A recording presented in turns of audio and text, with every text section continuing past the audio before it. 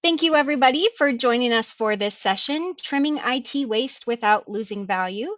We at Dataprise are partnering up with GEP, a global leader in supply chain and procurement transformation, for today's session. And we have a lot of great insights for you today. But before we start, I have just a few housekeeping items to cover. So first, we'll aim to run about 60 minutes.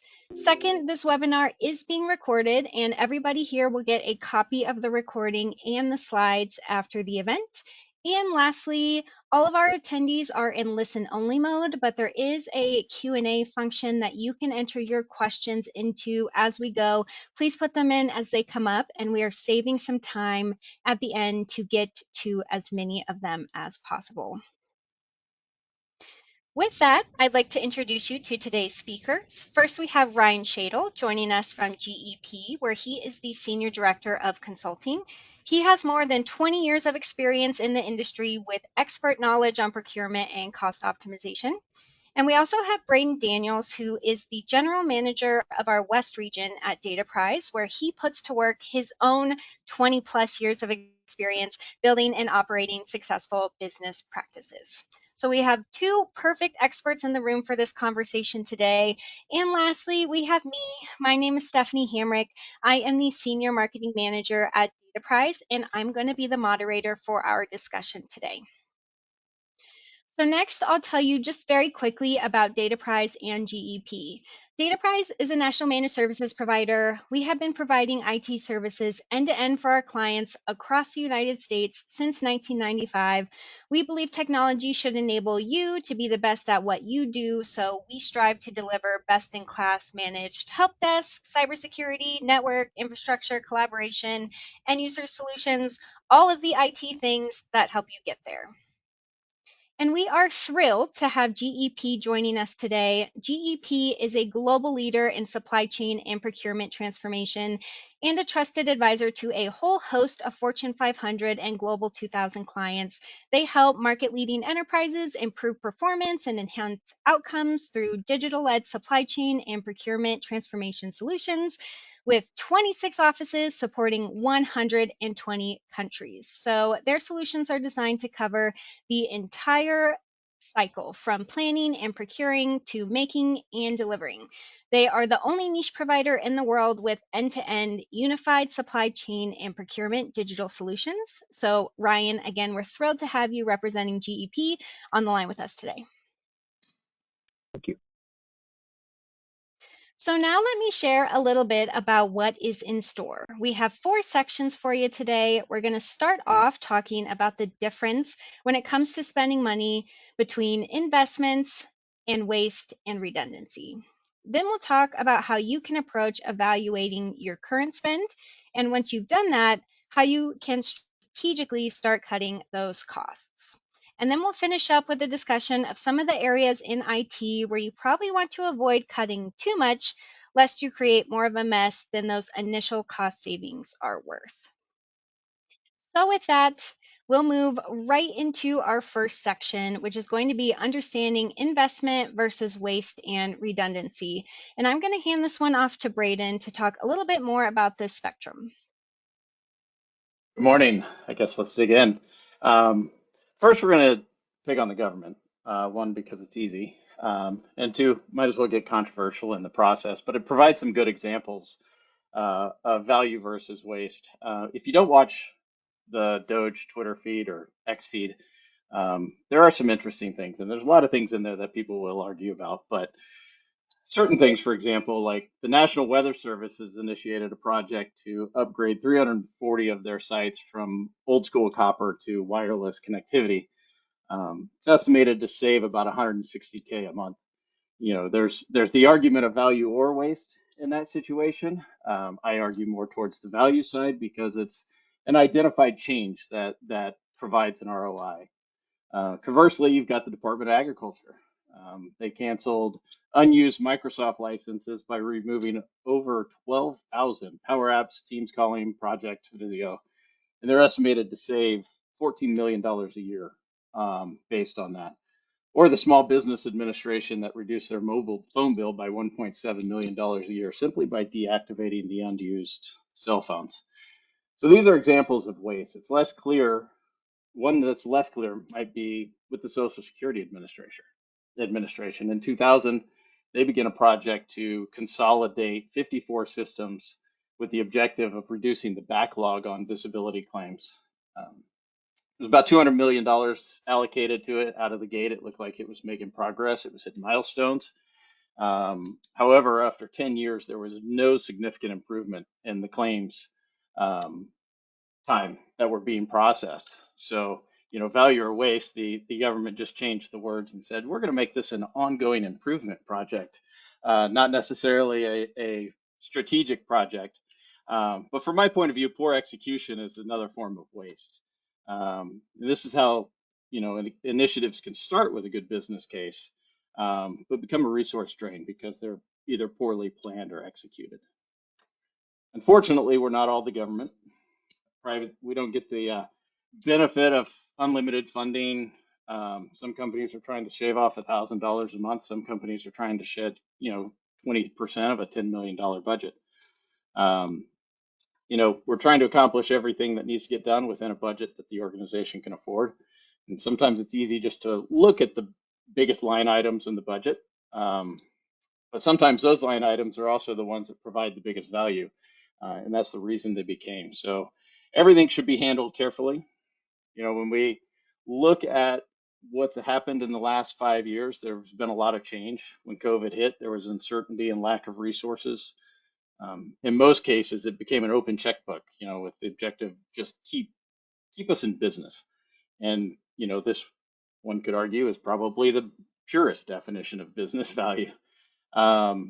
Responsibility was distributed. Everybody with a corporate card, signed up with what they needed to. Spending bypassed all the IT practices that are there for control of costs and value.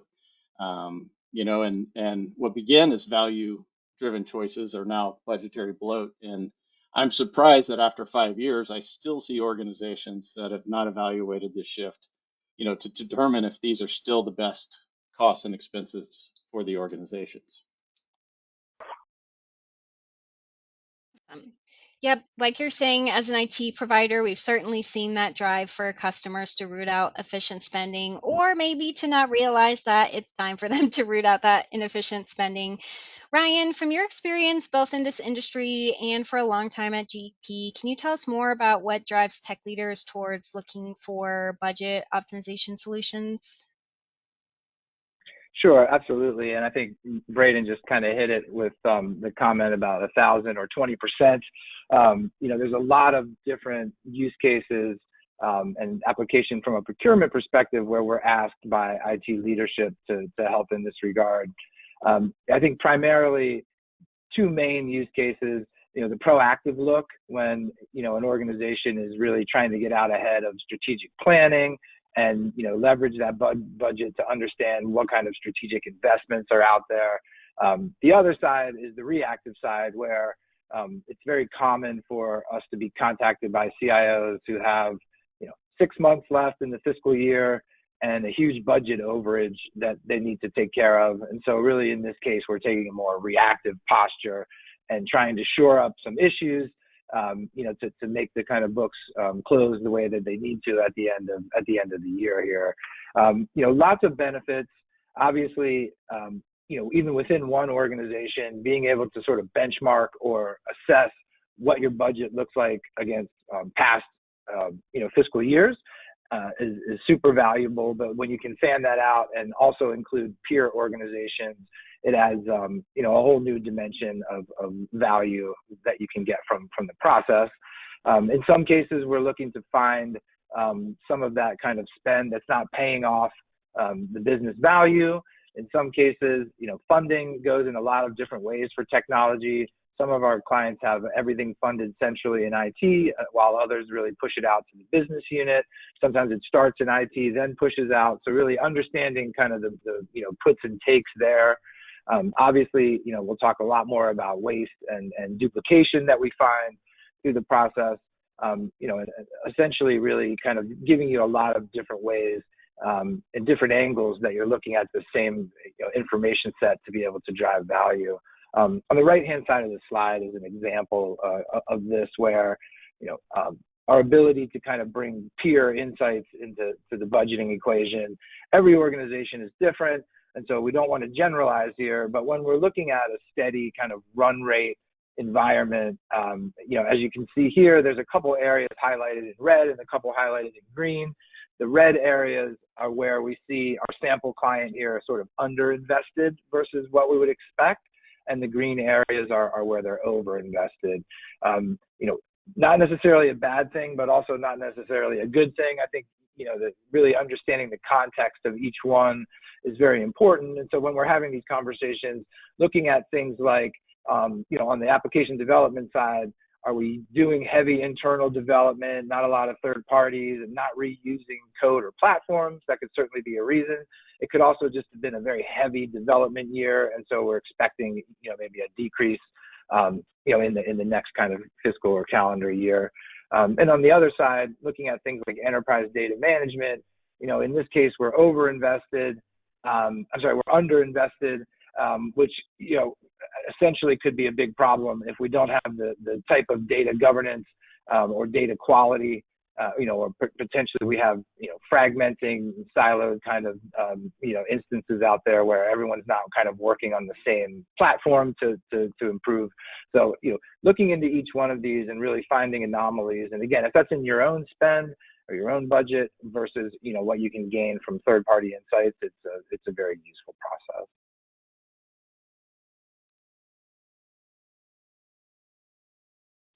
Great. So, talk for a minute here about what some of those opportunities are, and they're grouped into two areas: some of the easier decisions to make, and then some of the more difficult decisions to make. And again, depending on the state, if we're just proactively looking to do the right thing and be cost effective versus, shoring up a gap, we could definitely be looking at this kind of differently here. But, a couple of the areas where we commonly see focus and also success in terms of being able to find budget savings. Software is probably the number one area in our space where we see sprawl, a lot of different kind of constituency groups buying software, which leads to, a kind of not one single pane of understanding what's being used, but also a lot of redundant tools. And so looking out and finding where you may have different groups in your own organization, monitoring tools being a good example, where just about, all of our clients have more monitoring tools than they might need. And so really finding those areas and honing in on those is a great opportunity. Again, similarly on the IT services side, a lot of our clients are fragmented, and so different BUs are using different vendors for similar projects. Sometimes it's difficult to get that vantage point across the piece. Telecom and end user devices, there's a lot of utilization inefficiency out there, right? So being able to understand what's out there, is it needed in the first place, and then is it being used effectively in the second place? And of course, with support, support can be one of the most critical things that you have for a product, but it can also be something that's not required in the sort of flavor or in the iteration that you have it. So making sure that you've got the right level of support, and there are items out there that might not need support and you can handle in alternative ways. So keeping an open eye to that is important. As we get into some of the more difficult decisions, cloud utilization spiraling is a problem for lots and lots of our clients. Cloud governance and management of that traffic and throughput is something that we would say is the best practice, but not all of our organizations have reached the point where they're doing that. So really figuring out kind of how to look at that. And yes, it's all critical, but there's lots of different ways to kind of govern that cloud spend, downsizing, different regions, et cetera. So looking at that intelligently is a big one. And security being another good example here. There's definitely, one of the most important areas in IT is to make sure that you're secure and compliant, but there's also, looking at that with a critical eye. A lot of our clients have managed security services, for example, and those providers are bringing their own tools while you have yours running. And so looking at that and understanding, is there duplication? Are there areas where you can trim some of that is definitely worthwhile as you kind of go area by area through the budget. Awesome. Well, thanks, Ryan. Thanks, Braden, for setting the stage there. And from here, we're going to move on to our second section, which is how to dive in on evaluating your current spend. And Ryan, I'm going to hand this one right back over to you so you can talk us through what this looks like. Absolutely. Our first area here, has to do with kind of taking inventory. And I guess we can start by saying you can't reduce what you don't understand or what you can't quantify, right? And I think it's again, not just what we're spending, but, why are we spending it? As it relates to some of the topics we were just covering, finding some of those areas where we see high growth. Definitely, high growth can go hand in hand with, usage issues and redundancy out there. And so, again, we're not just counting dollars here. We're looking at kind of what's being used and, are those tools or services that are being used unique, or are there multiple iterations of the same type of products or services out there in your organization? When we look at the entire piece, segmenting things is important, especially in organizations where we see, in some cases equal or more technology spend happening in the business units, versus traditional IT. Really taking a look at that to understand, and if you're going to pinpoint any of that duplication or redundancy, you really have to be able to understand kind of where it all sits in the beginning.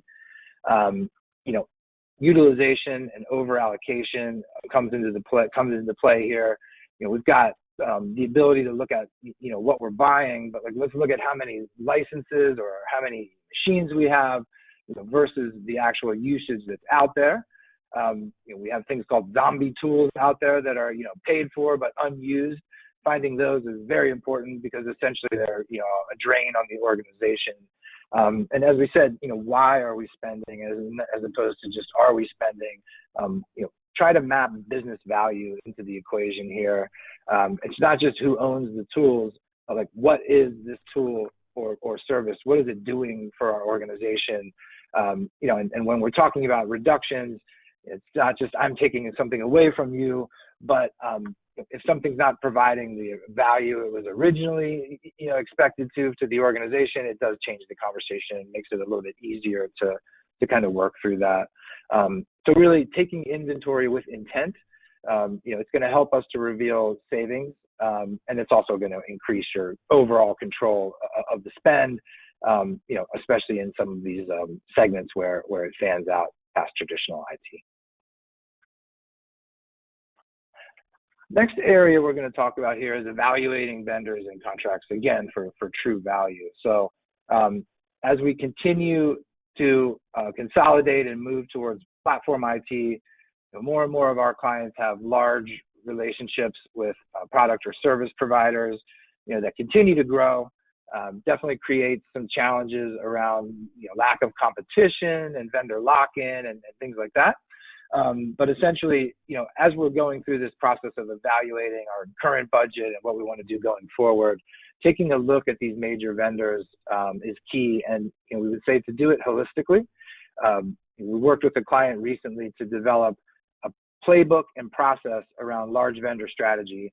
And it seems second nature, but if you're in a very large distributed environment with lots of people who have different goals, different aims, getting everyone on the same page is not always as easy as it sounds like. So really kind of developing a process by which you're doing this, and it could be a small vendor that touches a lot of areas, but definitely those large platform vendors that are influencing multiple areas, we would say it makes sense to develop a discipline around this.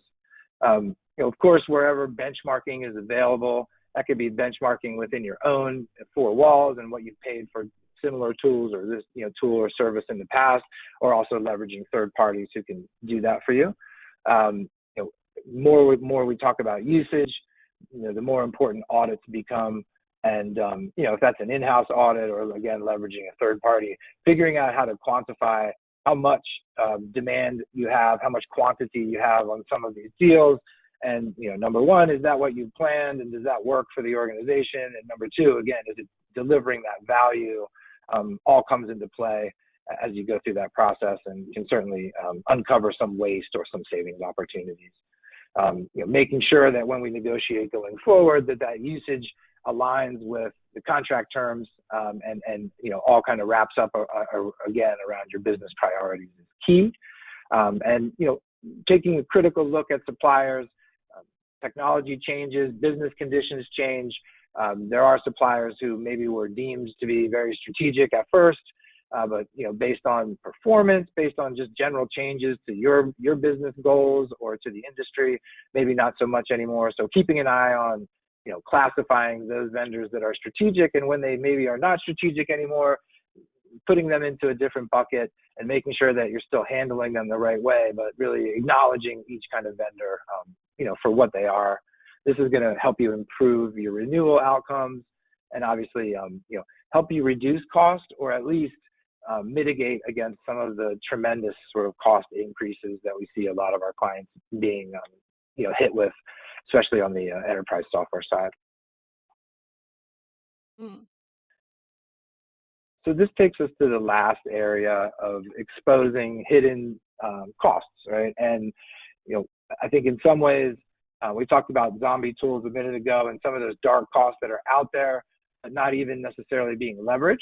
And then we also have, challenges in a lot of organizations where business units or different areas of IT are, making decisions on their own, maybe for good reason, but kind of outside of the norms and outside of some of the standards, that are out there. So when we talk about inventorying and seeing what your assets and services are out there, taking a broad look inside and outside of your core area, especially if we're just focusing on traditional IT, getting out into the business units and understanding what's there. In a lot of cases, from a procurement perspective, that means partnering with other category managers in areas like HR or finance, but also working, within the organization, to find people like IT finance, for example, where it's not just an independent effort to try to take things away, but, kind of working within the confines of, here's our strategic goals, here's our budget, these are things that fall out of that. And so, in that way, we need to make maybe some tough decisions, or just find things that have been neglected and, really kind of streamline and organize the environment in a better way. Focusing on shadow and dark spend is, again, going to increase your control. Got control over your core suppliers, but understanding the ones that you may not have control over and figuring out what to do. Number one is going to reduce cost, but number two, it's going to mitigate risk out there. So lots of good reasons to focus in that area. Mm-hmm. And then last up, I'm just going to kind of round things up with a client example here.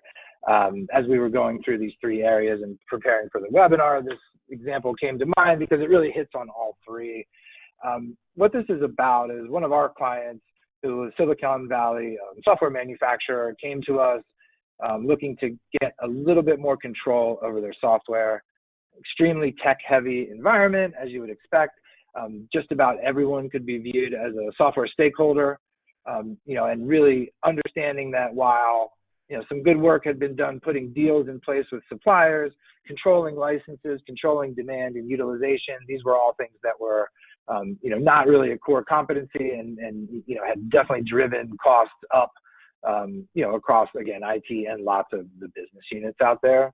So in this case, leveraging a process that we have to take a look at software, not again at the spend level where we're talking about $5 million a year for Adobe, but looking at each application, that's out there, putting that up against its utilization, looking at the costs commercially, but then also, working with department heads to help them explain, like if it's sales, for example, you have 37 tools, and we would say that 17 of them could be redundant. We're not saying that means you need to get rid of all of them, but let's take a critical look at those and understand, really what can we do about it. So when we talk about the three areas, number one, identifying the sort of inventory with intent, making sure that we understand everything that's out there. And in a lot of cases, software as a service, difficult to track difficult even to understand that it's entered the environment in some ways. So, leveraging, comprehensive tool set or comprehensive approach to make sure we find everything. If you see the waterfall chart in the bottom, that first red block that we see there, those were tools that we were able to identify that were not in use. Either they, were there licensed and no one was using them, or, a new product had come along to replace that product, but the licensing kind of continued. So, I don't want to call it low-hanging fruit, but the first pass was really identifying things that shouldn't have been there in the first place. And from there, going through the process I explained and working with business, unit owners who were all, aligned around the cause here, of course, able to identify over 150 targets for decommission. That's not an overnight thing. Some of those have, contract lives and dependencies. So, kind of working through that process to get there. But along the way, identified a lot of things that had come in through shadow IT, and, some tools were being used, but not in the right way. Some tools weren't being used. But at the end of the day, sort of helping this organization to develop a roadmap approach to being able to kind of reduce that spend over time. In the first year, they were able to save almost $3 million. And this is not primarily by negotiating with vendors. In some cases, the vendor that's left standing after we, rationalize all of the other products, we would be negotiating with them. But most of the savings here was just unused licensing or licensing that didn't need to be there, in the first place. So again, taking, detailed look in this way can uncover a lot of opportunity, whether that's forward-looking or backward-looking. Awesome. Thanks, Ryan. A ton of great information there. I loved what you said about how you can't control stuff if you don't know it's there. That's such a key to this. So ideally at this point, everyone's taken a very thorough look at what they're currently spending, and now they can turn their sights on the next step in the process, which is actually trimming those costs. So for this one, I'm going to hand it over to Braden. Can you walk us through this part of things and maybe where our audience should tread carefully? Certainly. So I hope everybody's company goal is to achieve some level of operational excellence. It's the tool IT enables the acceleration of everything from manufacturing to productivity, drives innovation. It's the pinnacle of what we're trying to achieve. You'll find as I go through this next part, I like stats and I like stories. So one of the stats that I found is in 2024, a Harris poll revealed that on average, employees spend 2 hours a day looking for documents or information. So that's about 10 hours a week of just trying to do their job. And I think that's kind of the polar opposite of operational excellence. So getting to that point is a lot easier said than done. Hitting into the next level, just kind of a sidetrack. I used to run a cyber incident response team for a large firm. If you're not familiar with that, finding information and disseminating it is pretty important to either helping people or being the first man up when something bad happens.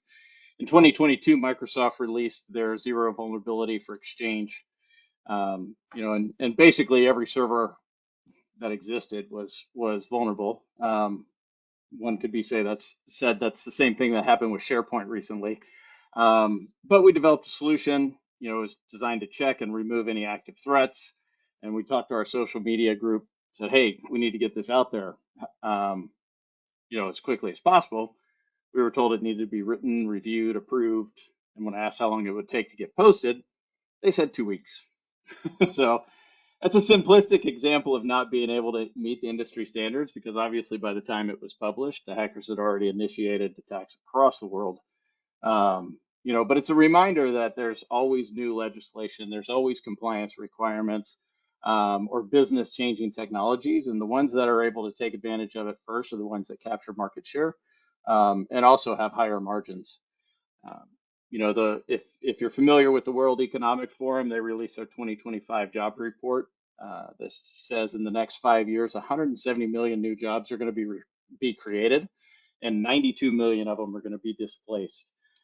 So there's a more than zero chance that the future of operational excellence is more like a dystopian future of like artificial intelligence and quantum computing and brain transplants.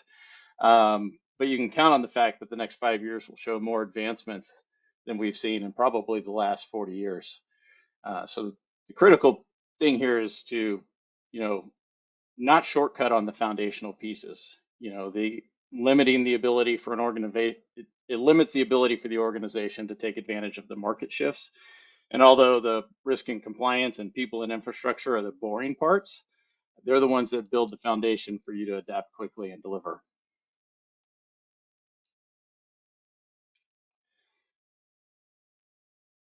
Now that we've kind of talked through the pyramid, you know, are you the organization that's focused on the four traditional IT security model maturity models, somewhere between barely getting by and an optimized service delivery? You know, or are you actually actively focusing on aligning your business with the technology, making changes, making your business adaptable to change, being able to shift and move when the market does? Or is it sustainable? And I use the term sustainable different than what most people think. It's not about the green initiative, but it's about, does your IT continue to do what it's supposed to do regardless of who's in charge? Most of the firms that I work with are kind of in between stabilize and control, barely staying ahead of problems, but not truly trying to head them off with future initiatives. Um, you know, so here's the catch: if you start trimming spend without knowing where you are in your current level, you're really kind of going at it blind. Each one of these areas has a different level of maturity that your organization should be trying to achieve. So, you know, if you're like the GSA of the federal government, you have 37,000 WinZip licenses and 19,000 training subscriptions for your 13,000 employees, you should probably be focusing more on IT operations, not data analytics, as IT operations can prevent cost creep. You know, you also may have huge aspirations for AI, and have addressed all the security concerns. You got your policies, you got your programs, you got your security architecture. Um, However, if you're only in a foundational state with your data analytics, jumping into AI right now is probably not the best investment. So your strategic savings should come from areas where your maturity outpaces your need, um, so that you're able to reinvest that money into business initiatives that make sense. And you don't need to hit a sustainable version everywhere. You hitting going for the top is it's expensive and unnecessary, and kind of goes back to a lot of solutions will give you 80% of the features at, you know, 50% of the cost. These are the types of things that you should be considering based on where you feel your organization needs to be. In conjunction with this, according to Gartner's CIO survey for 2024, only about 48% of the digital initiatives met their desired outcome. So that's the actual project that was meant to do something and return something. You know, so it kind of starts with, have I developed what I want this to do, and are there measurable outcomes? The biggest mistake I see is trying to either reach best in class across the board, or even worse, trying to trim everything, you know, the same. You know, instead of looking at it as a bigger picture IT spend, it's really important to dig deep into the business, identify the maturity that you need to be for each one of these domains, and cut or invest with that in mind. Um, you'll find that based on your business, your industry, your model, your risk tolerance, that different areas are going to require different levels of maturity, and all of that should be taken into consideration in your budgeting and spend. Mhm. More stats. According to the more global study, 1 in 4 IT investments may not deliver real trackable value. And the key difference between this one is, like, what is the trackable value? You know, sometimes you get a gut sense of what the business feels like, but without measured income, spending becomes unsupervised, licenses start to bloat, legacy tools start to linger, overlap starts to creep in, and nobody notices. And you know, by the end of it, you're trying to decide where to cut without putting the business at risk. So, you know, cutting first without asking the questions of, what does this provide? What does it protect? What's the cost of losing this? You know, it becomes a dangerous equation. And, you know, at the end, it isn't about resisting optimization. It's about making the informed decisions, that are needed for the functionality or resiliency that you need in your infrastructure. I recommend if you look at your spending, establish three budget categories: your operational expenses, your remediation expenses, and your strategic solutions. Um, then try to optimize or evaluate each one individually. Your operational expenses, most of them are becoming commodity. So what are the creative ways to distribute those costs to somebody that needs? You'll find that these are the incremental changes that I will save a little bit of money, but will also improve service if you're looking in the right directions.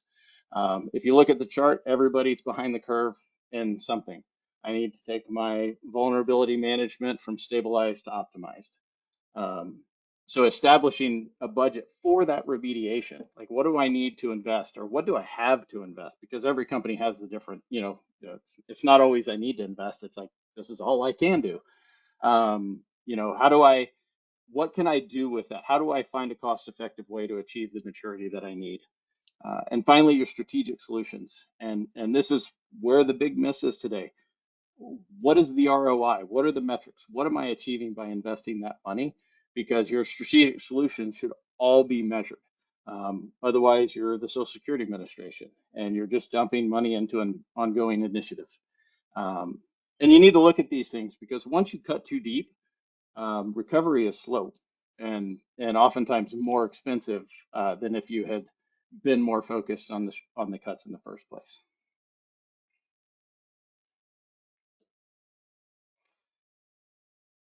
The next part, more stats. A recent Yale study indicated that brain activity over Zoom, kind of where we spend all of our time today, is significantly less active in critical areas. Some of the kind of important ones like math, problem solving, social cues, telling if somebody is lying or telling the truth, the important ones. Combined with a disparity between employers and employees of not only what skills are most important for a job, but also how proficient new hires are in those skills.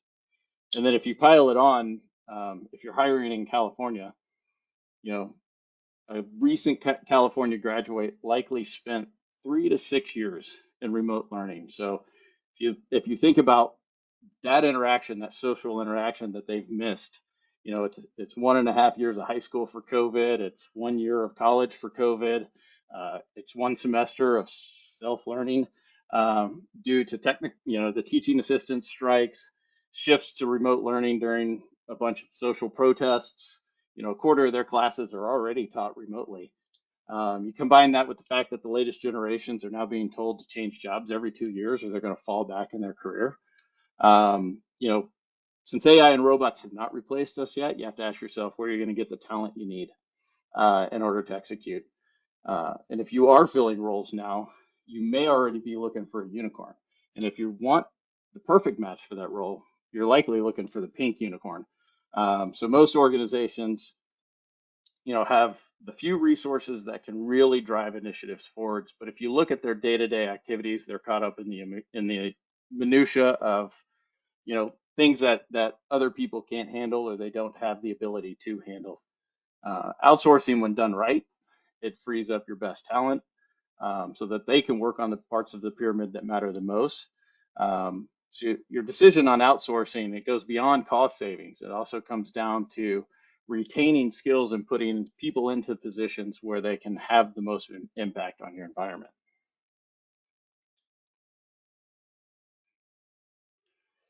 So there's a lot of subtle things that we talked about. I think if we want to sum it up into actions, one of my old mentors always said you need 5 themes. So I got 5 themes. Revisit all of your investments through a lens of ROI. Make sure that you're strategically investing in initiatives that have measurable outcomes. Determine where you want to be on the maturity level and find the cost that matches your risk tolerance. You don't always have to go with the enterprise. Like I said, 80% of the features for 50% of the cost. Is that enough? Or does that get you to the point where you can focus on other aspects? Perform a zero-based budget exercise. I often in my business say, if I were to start this business today, what would I do? And I think that question helps you really take a look at what you're doing and if it really makes sense for what your organization needs going forward. Like I said previously, segregate and prioritize your spend, your operations, your remediations, and your strategic budgets. Look at them individually, um, because it's not always about saving across the board. It might be saving in one so that you can focus on the other. Um, and one of the never popular ones is have the fortitude to shut down initiatives. If it's something that is not delivering the results, it's not done. People will spend more effort trying to win on something that's failing than they will on trying to do something good in the environment. So you'd be shocked at how many resources and availability you get if you just look at it and say, we're not doing this anymore. Mm-hmm. Thanks, Braden. And building off what you're telling us here, there are probably some core parts of your business that you should protect, and elements that you want to avoid when making cuts. Braden, do you want to talk about what some of those are? Certainly. So it's always about the horror stories in this stage. So bear with us. um, kind of just go to the next slide. When it comes to security, it's more likely that your company will be hit by a ransomware attack than any other significant outage, whether it's natural disaster, hardware failure, or even human error is the one that's creeping up in the statistics. But there's always examples. In May of this year, if you've heard of Mark and Spencer, it's a you know European multinational reseller. Their market cap is estimated at $9 billion. In April they had a massive ransomware attack that shut down their entire online environment. 46 days later, they said, we've got partial, things are almost working. And on July 1st, the CEO came out and announced that, it could be another 4 to 8 weeks before they saw full restoration of services. They're estimated to have lost 300 million pounds, which is approximately 42% of their annual profits for the year. Annual profits for the year. My English is good. The executives came out and openly admitted that underinvestment in cybersecurity was one of the biggest reasons that this event happened. It left their staff shorthanded and ill prepared to deal with it. Disaster recovery. When technology functions well, it's almost invisible. We have a tendency to focus our time on cyber attacks, as they are the primary impact for business. But let's not forget, 2024 had the most active natural disasters in the last 20 years. Might be more. I just didn't want to go back further than 20 years. But there were 27 events, and estimated of 40% of the businesses across the affected states were impacted. Not only that, it was the worst year for insurance reimbursement, um, at the lowest rates covered. This means that either companies had to pay for it out of pocket or they never recovered and they're no longer in business. So, focusing on, the two that come together, cybersecurity and business continuity, could have some of the greatest impacts in your environment.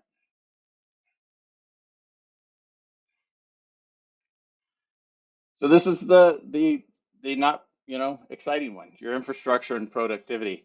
However, employees expect their workplace tech to work, at least as well as the technology that they have in their personal lives.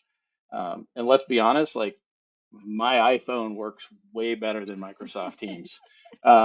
It's way more usable than most business software that's out there. And when it doesn't, creates friction. People want to be productive. People don't want to, be dealing with slowness and delays. It's like, and if you're, in certain mindsets, you get into the grind, and if something on the technology side comes into play, it kind of messes with it, and you suddenly become less productive. So it is a competitive job market, and you have to ask yourself, what tools have you provided that make your employees better? Remember, these are the people that are going to be here for the next 5 years. That shift, of removing 92 million jobs and adding 172 million jobs. You can't say that you're organization is going to look the same in 5 years if that's the true pace of what's going on. So investing time and money and resources into your people and the productivity tools that are going to make them better at their jobs is going to have significant returns as you go through the transition. And it is a competitive job market. They're looking, it's like, I don't want to put up with this here. Maybe somewhere else has a different opportunity for me. So, you know, there's always areas that do have significant impact. These are the three that we suggest that you not skimp in, because it does have almost immediate impacts to your environment. Hmm. I think that's a great note to end on. So that brings us to the end of our session today, but I've got a few key takeaways for us. So first, quantify and systematize. You know, going back to what Ryan was saying, it's important to rely on data and to take a systematic approach, or there's really no way of knowing where you're going and that you didn't miss anything along the way. And second, governance, period. We could also write this as define, define, define. You know, Ryan mentioned if you don't know what's there, you can't control it. And as Braden mentioned, you know, you should have documented decisions for things like how mature you want to reach for each level of your business and each goal that you're trying to work towards. So the more insight and control you have, the easier it's going to be to set those priorities, actually make those decisions, and know what risk you're taking on or not when you do make those decisions. And thirdly, all these financial optimization decisions are always about striking a balance, and specifically the balance that is exactly right for your business. So whether that's the sliding scale of value versus waste, or balancing risk versus cost, or even how much you rely on industry benchmarking versus your own unique priorities, you always want to tell the story that is correct for your unique business. And I'll leave you with a few quick notes about Dataprise and GEP. So first off, if you need help outsourcing those inefficient processes in your business to take that load off your team, whether that's managing your mobile devices, your help desk, your infrastructure, Dataprise is here. We can help you optimize all of it. Second, if you need help checking the boxes for some of those non-negotiable elements that will keep your business protected, things like penetration tests, which are often required for compliance reasons, and now also by many cyber insurance policies, we have you covered there too. And last but certainly not least, GEP is an industry leader in helping their clients evaluate and optimize their spending. And we're talking about IT today, but GEP's expertise goes much further than that to optimize other areas of your business as well.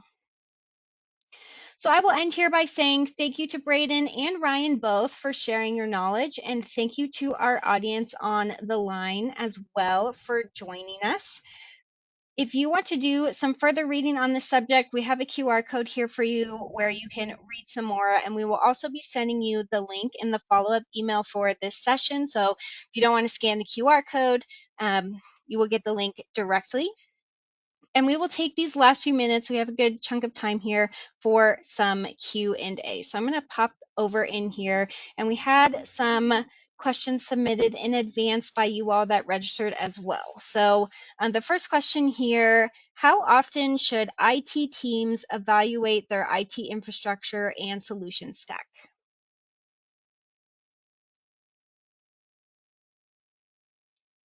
Let me take that I'll one, hand Brady. it to either of you. I think there's two sides to it, commercially and from, you know, an uncovering savings perspective. I think some of it goes back to that proactive versus reactive stance, where I've been in daily stand-up meetings every day at 8:30, looking at, you know, anything that's coming through to that level of control. But I think in general, you know, we would be saying at least quarterly, and, you know, maybe twice a quarter is probably best practice. Yeah. Anything to Yeah, add, Braden? I like to kind of refer back to the maturity level and you know, inside IT and operations is your infrastructure, you know, ties everything from resiliency to capacity to performance. You know, and it is a constant, you know, I think review, but you look at it and say, okay, this is where we need to be. This is the investment that we're willing to put into it. And things are going to change. Suddenly something new is going to come out and you're going to have to relook at it. But two, you know, like I said previously, is sometimes it's just a good exercise. Say, you know, what I know about the business now, how would I have done this if I got to build it from scratch? So I think those two things are continuously by setting the stage of where you want to be on the maturity curve, you're more likely to recognize when things are changing, and then doing that evaluation then. But you definitely should do it periodically. Sometimes it's a good, you know, lunch with your team, you know, an offsite for 4 hours and just get everybody's mind together and say, hey, let's look at this from scratch and decide if we would do anything different. Awesome. The next question here, what is the best way, or do you have any tips on monitoring unused licenses? You want to go that, Ryan, or you want me to hit it? I'll go first. You go second. Okay. Sure. No, I mean, I think tools, right? I think, you know, as we said, especially with SaaS, a lot of our clients don't even know that it exists, you know, in IT, let alone whether it's being leveraged or not, depending on how it's purchased. So, you know, we've seen clients have lots of success with, you know, tools that go a little bit beyond the standard software asset management, actually kind of reaching out there in the network and being able to capture software as a service titles as well. And, you know, ultimately, you know, kind of governance period there applies also. Doing it, making sure people understand what's required and requested of them, and then kind of following that process. We've got lots of clients who have all the critical elements, but they're not kind of following a process in a way that yields to results. Mm-hmm. Yeah, the irony of needing tools to manage tools is kind of funny. But you know, Just one more there's a tool, right? one more tool. There is a piece of it that, you know, it does take that. Like there's if you don't have an MDM, how are you going to see what's out there if you're not, you know, analyzing your Microsoft 365 to your employee spend? How are you going to deal with that? But you know, there are certain things that, you know, shameless plug here for managed services that MSPs do well, and that is the agents and the tools and the monitoring. But you also can't leave out the aspect of quality IT operations. And I had a huge debate with one of my colleagues about what is FinOps and like how you need financial operations in IT, especially when it comes to the cloud and how people have started to overspend. But at the end of the day, like if you had good IT practices of change management, service delivery, service improvement, budget approvals, like your cloud would have never got out of control in the first place. So you can't overlook the IT operations aspect of how are things going through the budget process, how are they getting approved, how are they getting implemented, and how are you maintaining those over time? Because if you have sprawl on licensing, it might be more beneficial to look at your service management around onboarding and adding applications than it is to add another tool to your stack. I like that. Hot take. I may contact you about another webinar on the hot takes on FinOps. All right, another question here. Where is the best place to find accurate industry standard spend for IT budgets? Should we follow the pattern? I'll hand this one off to you, Ryan, Sure. first. I mean, you know, I think various third parties, you know, is the answer, right? I mean, I think, you know, by working with peers, of course, as well, in some settings like that, you can definitely get good insights. But I think in general, you know, no shameless plugs for anyone here, but, you know, Gartner conducts a pretty comprehensive survey that results in, you know, some of these percent allocations across far and wide across industries. You know, so being able to kind of leverage data sources like that is probably your best bet. But like, definitely don't want to underscore. Use your own information as well. It's free. You have it from last year and the year before that. So, you know, but as it relates to third parties, that's, you know, usually how it stacks. Awesome. Yeah, I'm glad you went first because I don't know. That's I haven't found a good source for that. You know, we in the consulting world, you know, gain from the experiences of seeing hundreds of clients. You know, Right. so I think we all have our own individual thoughts around it. So, to me, I think networking and talking to people that are in your industry or in jobs and companies that are similar to yours is probably going to get you closest to the most accurate information. And the last question I have in here, what are some methods for evaluating cybersecurity and making sure IT operational risks are accounted for in the budget cycle? Maybe you go first for that one, Brandon. Sure. Or I have to say I don't Yeah. know. Sounds Right. kind of a Yeah. big one. I think it does come down to the three buckets. What are your operational expense? What are your remediation expense? It does get a little blurred, because if you're saying this is what I need to operate, that's kind of the minimum on a annual basis of maintaining where you are. So it does come down to how much more can you spend? How much more can the company afford? How much risk are they willing to tolerate? And then saying, we're going to give an extra 10%, or we're going to give an extra, 500,000 this year for remediation, and then trying to define that or divvy that stuff up. It's not an easy one, because everybody always wants more security.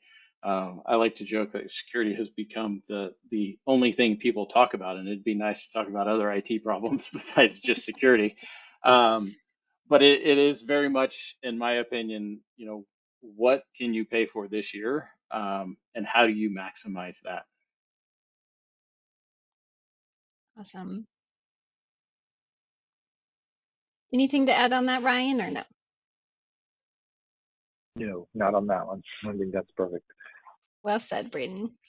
All right, so that's all we have time for. If we didn't get to any of your questions, we will follow up with you via email. So I will just close this out here with a thank you to our experts, Ryan Shadle, Braden Daniels. Thank you so much for being here today, for sharing your knowledge with our audience. And also thank you, audience, for Okay. joining us today. Thank you for being here. We hope that each of you learned something new from today's event, and to see you on the next one. Okay. Thanks, Thanks, everyone. Stephanie. Thanks, everybody.